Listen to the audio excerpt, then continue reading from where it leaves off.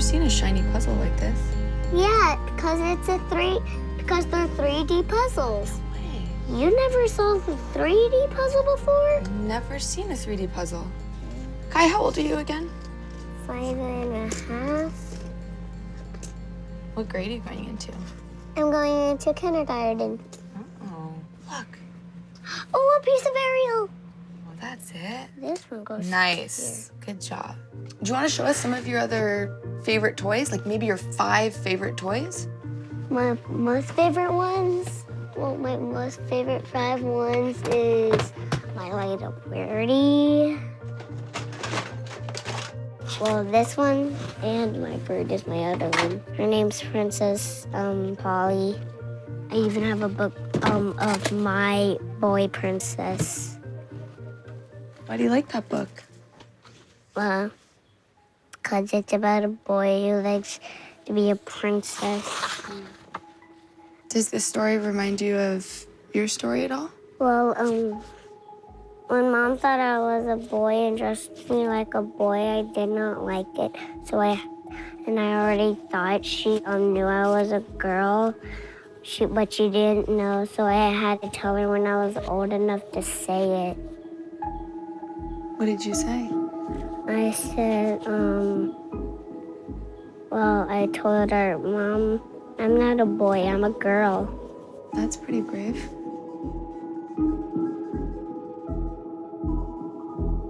What were the first signs that you noticed that Kai was transgender? Transgender in the beginning wasn't a word that I knew. It wasn't in the media. Caitlyn Jenner hadn't happened. Bathroom laws hadn't started. So I just thought that Kai was extremely feminine. Between the ages of 2 and 4, Kai started playing with girls and thought boys were yucky. It's at that age when Kai wanted a tutu and not a truck. These are just my dress-up dresses. This one is Rapunzel. Rapunzel? Oh, that's beautiful. Which one is your favorite? Whoa! Were you hiding this one from us? No, it was there the whole time. Oh, wow, look how much it poofs up. By the age of 3, Kai came to me and told me, you know I'm a girl. I am a girl. And it just didn't stop. How did you react to her telling you that? I'm embarrassed to say that I would scream at her. I would yell at her. I would punish her. And I would tell her, you're a boy. You're a boy. There were days when I would have to tell myself that I could not spank her again that day.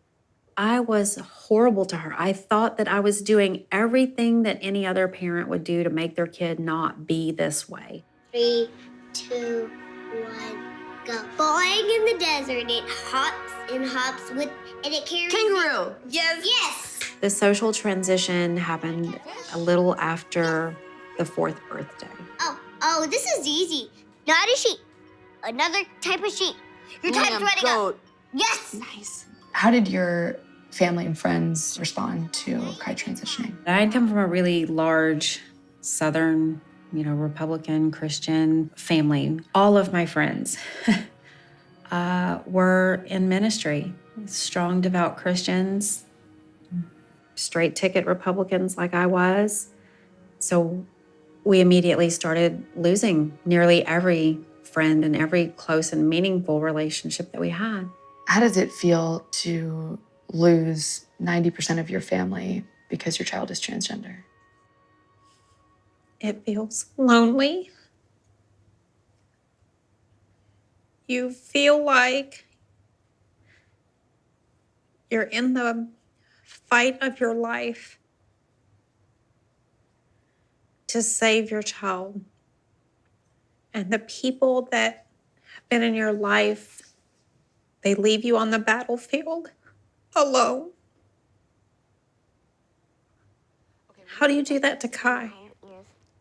There are a lot of people in the world that hate my child simply because she exists. Around 1.7% of American youth identify as transgender, and those estimates are conservative since the population is likely underreporting. Today, these trans students find themselves at the center of a national debate over bathroom laws. Breaking tonight, a firestorm of criticism continues to build 24 hours after the White House drops a late-night memo changing the rules at every school in America when it comes to the issue of transgender students. In May of last year, the White House issued a directive to public schools to allow students to use the bathroom matching their gender identity or risk losing federal funding. In response, Texas led a dozen states in suing the federal government over the guidance.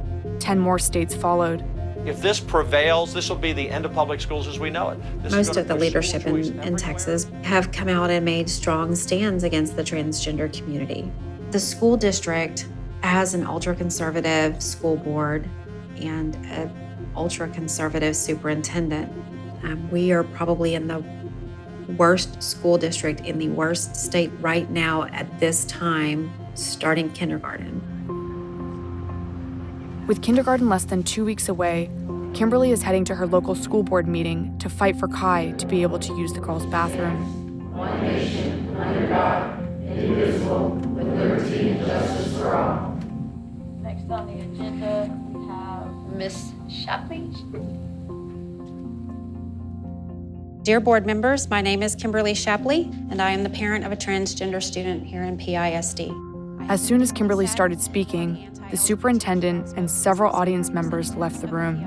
The suicide rate for a transgender youth is 41%. That is why we are fighting so adamantly for these children.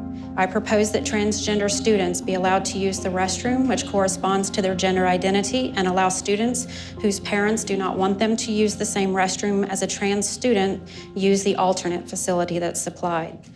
That way my child won't remember anything about discrimination from her first year of public school, and 30 years from now, students whose parents chose to segregate them will remember which side of civil rights history their family was on. What I would like to say now is I am a mom of a little girl that I would like to see live. I am a mom of a little girl who has a 41% suicide rate that is a very real thing. Please understand, I'm not fighting about bathrooms. I'm fighting about her life. The day before school started, a Texas judge temporarily blocked the White House directive, meaning Kai isn't able to use the girls' bathroom.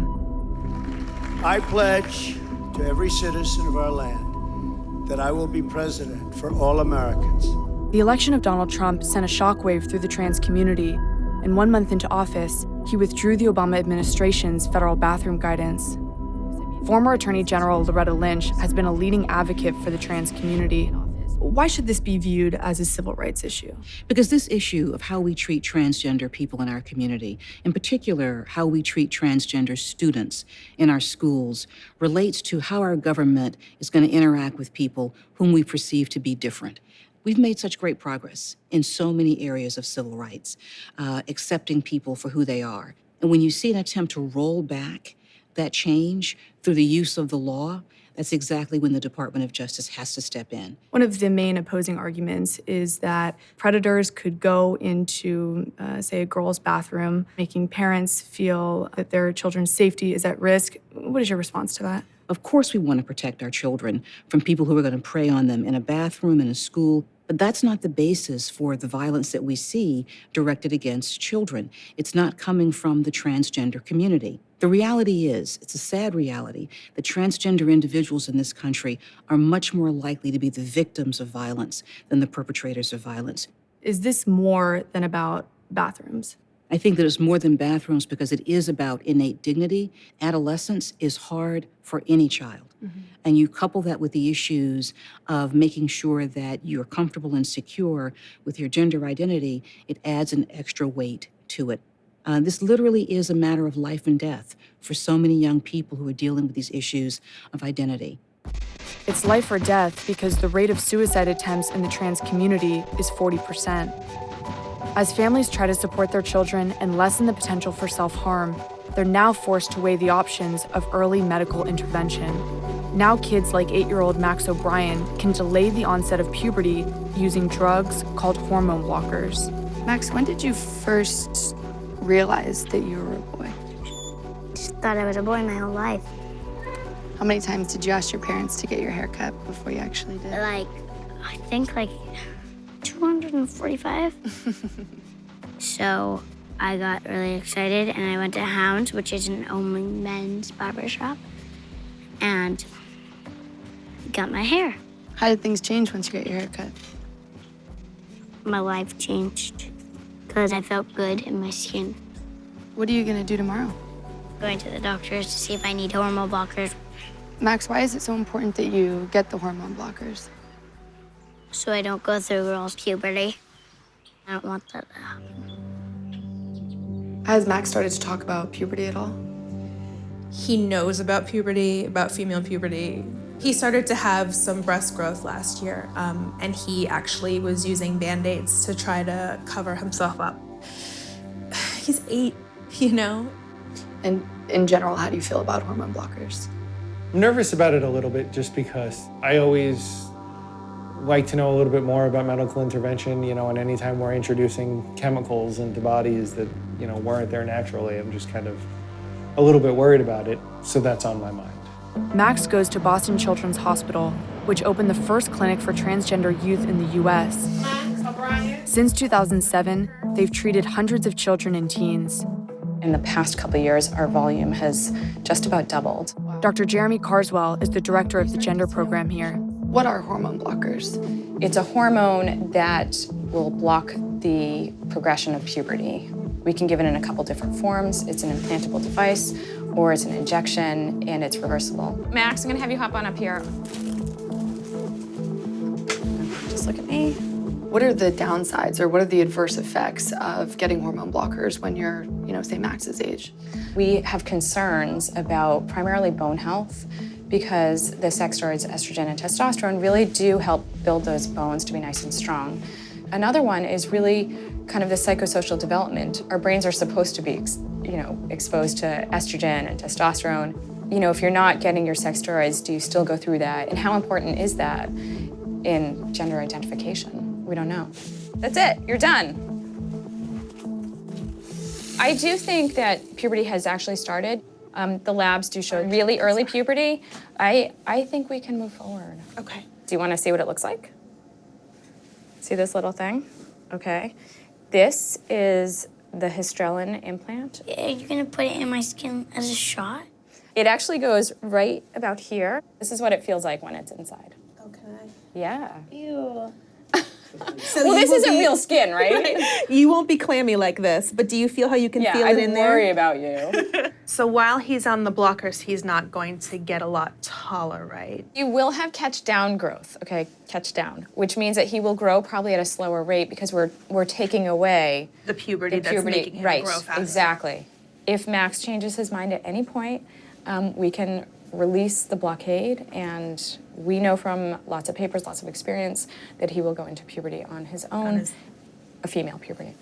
I always ask every time, how are things feeling? Yeah. You know, it's important to keep the space open, right? Keep the door open. And we do. Yeah. And he gets really annoyed with it because we keep on saying to him, you know, if you want to change your mind. And he's like, I'm not. But we keep saying it to him so he knows that it doesn't matter to us. A month later, Max went to Boston Children's Hospital at Waltham to have the blocker placed. So we'll get our consents, we'll get him right in. Max, just so you know, this is going to be very quick. Are we doing it? We're doing it. Green light. Ready to go for a ride?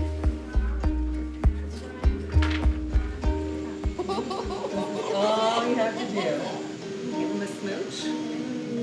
We'll see you in a couple minutes, bud. So what we're going to do is put a supralin implant in Max's left arm. Typically, these implants are functional for between 14 and 18 months. Given his age, he's likely to need the implant replaced at some point. Okay, so we put the implant into this introducer, and we just slip it right in. That was so quick. The whole thing took 10, maybe 15 minutes. Now that Max has the hormone blocker, his parents are weighing the consequences of the next step, cross-sex hormone therapy. Does it make you nervous to consider cross-hormone therapy for your child? To me, blockers is, again, it's not a permanent thing. It just puts a pause for a while. But the cross hormones, I'm glad we have a ways to go before we have to start going down that road, because that brings on a whole other slew of questions about fertility and about all these different things that I think are really impossible to decide when you're 11 or 12 or 13. At some point, you'll have to make that decision. At some point. And he'll still be a child. Yep. How will you make that decision? I have no idea. I don't know. It's a difficult decision because the changes that come with cross-sex hormones can be irreversible. And while clinical guidelines recommend them for teens 16 and older, many doctors are starting even earlier. At 15 years old, Stevie is getting ready to start on testosterone. First year in high school, so that's a little weird, like getting used to everything, try not to get lost. I mean, it's not like the movies, you don't get shoved in lockers or anything. It's pretty, you know, if you fade in the background a little bit, nobody really notices you, so it's like easier to get through your day. So let me guess, this is Stevie's side? Stevie's side. Stevie and his twin sister Haley have lived with their grandfather Rich since their mother passed away. Did your mom know what you were going through? Yeah, she was one who helped a lot, and, you know, when I was younger, really she was helped very me. supportive. She was the one who bought, you know, guy clothes. And my whole family was like, no, they're twins, we're gonna dress them the same, they're two little girls, but my mom, like, knew. Tomorrow, Stevie is going in for his first shot of testosterone. You're about to take a step tomorrow, starting on cross hormone therapy, that will cause you to experience irreversible changes. How do you feel about that?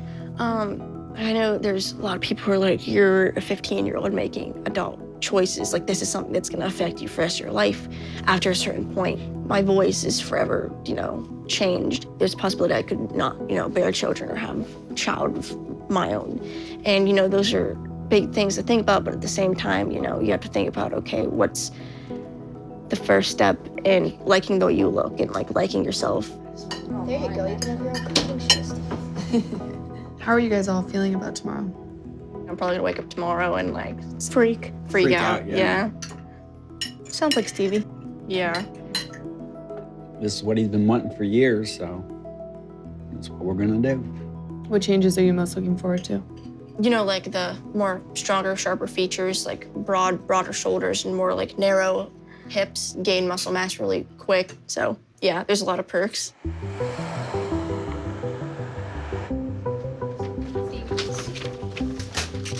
All right, come with me. Yeah.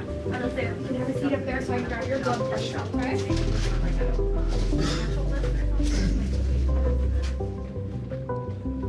A little nervous. Hey, how you doing? Hey, good. Good to see you again. I'm gonna go over all the stuff about the medication. Hormones start several months just at a really low dose. You know, you want it to be kind of slow and steady so you can adjust. Transitioning's a big deal. But if at any point you feel like this wasn't right, just say so. Anything else you want to talk about before we go any further? I'm just nervous as hell. Okay, understandable. I'm just worried about what it's gonna be like 10, 20 years down the road. So I can tell you that from my trainings and from advocates in the community, a lot of people wish they could have started at a young age when body wasn't a full adult body. I mean, if it wasn't for the fact that I've seen all of his life that he wants the boys' toys and the boys' clothes and all that stuff, and he's told me numerous times, Pappy, I'm a boy. Yeah, I said, you sure? I'm sure, I'm a boy. So one thing we sort of talked about in the beginning was fertility issues. You know, it's not the best thing, but, you know, I never really, it just wouldn't be natural for me to have, you know, carry a kid of my own. So probably the best option to do this rather than wait until I have kids or something. Stevie's sister and all of his grandparents came in to support him as he got his first shot of testosterone. Your dose is 0.125. You're at 25 milligrams. It says that on here. You're gonna be self-administering. The thighs are the easiest part. But if today you want me to, I can do it in the back of your arm, or I can do it in your thigh, wherever you would like. Back you of want your arm. back of your arm? Okay.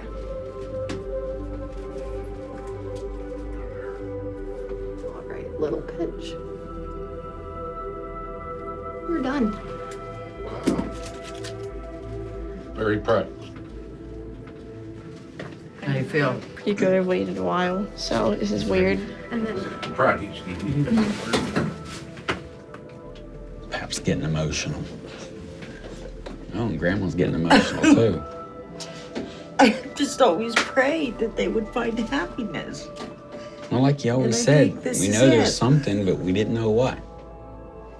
If you weren't able to get access to cross-hormone therapy, how would that make you feel? It'd be very, very difficult. There's no words to describe how hard, that is waking up and not really connecting mentally with what you see physically. And I feel like to prolong the treatment, the process of that would be dreadful. Many trans youth can't transition until well into adulthood because they don't have the support of their families. Estimates show that about 40% of homeless youth identify as LGBT. Long-term residency programs like the Waltham House provide a place for these teens to go. The kids that we see come in here, they're just in fragile states. Program director Rebecca Reed has worked here for over a decade. Kids feeling suicidal, kids making some significant self-harm attempts. And it's heartbreaking to think that somebody so young and so full of life can feel like there's nothing to kind of live for. Can I have my estrogen, please? Charlotte came to the Waltham House at age 16. After a lengthy legal battle with her family, she is now able to take estrogen. What was your childhood like? I was very lonely. I remember my father yelling at me one time. I came downstairs in my sister's black tutu, and he screamed at me to get it off that I wasn't a fag and that his son wasn't gay. At 14 years old, I told my mother that I wanted to be a woman. And she looked at me and she goes, I'm going to tell you this once. I will kill you. I brought you into this world and I can take you out. How did you feel when your mom said that to you? Like I really had no place in this world. I thought a lot about how I was going to kill myself. I only stopped thinking about that because I got hormone treatment. After years of fighting for her transition, tomorrow, Charlotte is going in for the next major step, breast augmentation. Are you nervous? A little nervous because it's my first surgery, but it's going to make me feel a lot more confident and secure in my body.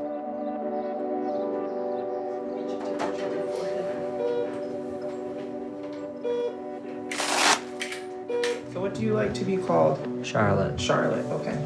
But tell me though, your first and last government name. My legal name is Charlotte J. Michaels. Okay. Charlotte and I have had many conversations about her identity. If somebody misgenders her, she constantly thinks, well, it's because I don't pass. And so going into surgery, she thinks that this will just be one more defining moment to kind of help her get to that Charlotte she ultimately wants to become. This generation of trans youth are some of the first to transition medically before reaching adulthood. Because of that, doctors are concerned about the potentially unknown long-term effects of treatment. Dr. Elizabeth Miller co-founded the gender program at the Children's Hospital of Pittsburgh. Do you ever worry that kids will grow up to regret their decision? I think that is absolutely the largest concern that we have about doing anything that's potentially irreversible. Someone in your position is criticized from both ends at times, right? You're not giving care fast enough, or you're giving care that people don't agree with. It's very controversial. It's part of the bargain, I think, that we have committed to, recognizing that things are not black and white. What we're trying to do is provide the treatment, the care, for young people who, in the absence of that care, have a very high likelihood of taking their lives. So my sense is cross-sex hormones, pubertal blockers are absolutely medically necessary. For Charlotte, taking estrogen has helped her to feel more comfortable in her own skin. We caught up with her 2 months after her breast surgery. I still look like a trans woman, but people have been treating me a lot different now. People have been using female pronouns predominantly. If I had access to hormone treatment when I was younger, blockers, I think it would have made such a difference. I probably wouldn't have been this tall. I probably wouldn't have been mannish at all. I would have looked a lot like a female. For Max's father, Tom, starting on blockers isn't the only important step to take in embracing his son's transition. Here was this tattoo that I figured I would get because it was never changing, and now I have Max's old name on my leg.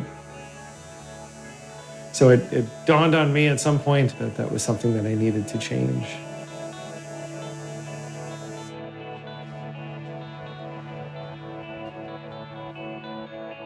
I think he's coming. Oh my gosh.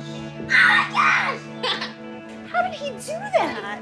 You would never even know it said Amelia on it. What do you think, Max? It's awesome. Yeah. I can't even remember what it looked like before.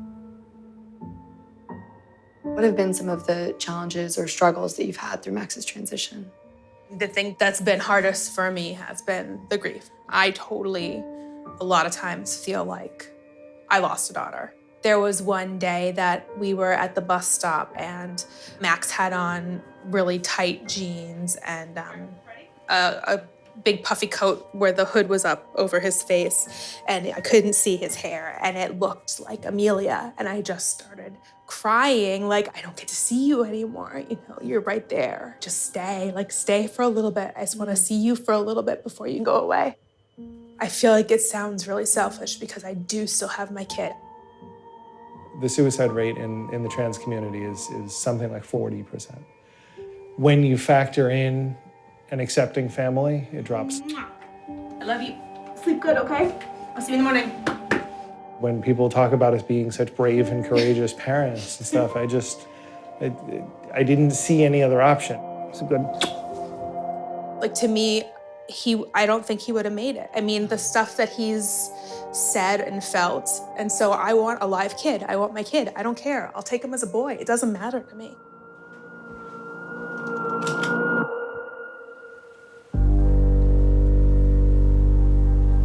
What do you hope for Stevie's future? He's happy, that's all. I kind of hurt inside because I know he's gonna have a rough life. Because too many people look down on trans people as like society's misfits, say. And they don't seem to get the respect they deserve. Kai's only 5, but when you think ahead to her going through puberty, does it worry you, the decisions that you'll have to make? You know, I never thought I'd be in a position to have to need to know about hormone blockers or hormone therapy, or when do you have to start estrogen, or are we gonna have to get breast implants, or there's so many things coming down the line. The medical decisions coming up, they're very important, but they won't be as challenging emotionally because I'm supporting my child and what's best for